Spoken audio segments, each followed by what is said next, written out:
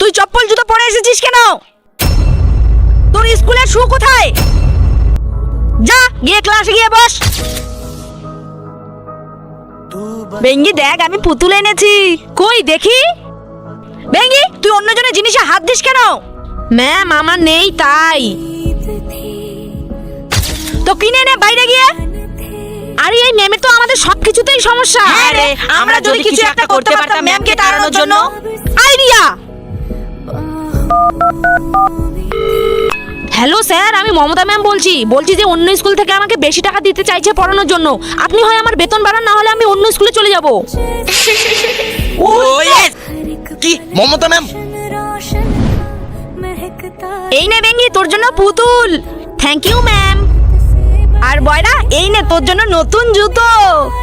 Wow, thank you ma'am. Mamata ma'am, আপনি কি আমার স্কুল থেকে বেরিয়ে যাবেন? আমি আমার স্কুল থেকে আপনাকে বের করে দিলাম। বেরিয়ে যান। কিন্তু আমি কি করলাম? বেরিয়ে যান বলছি।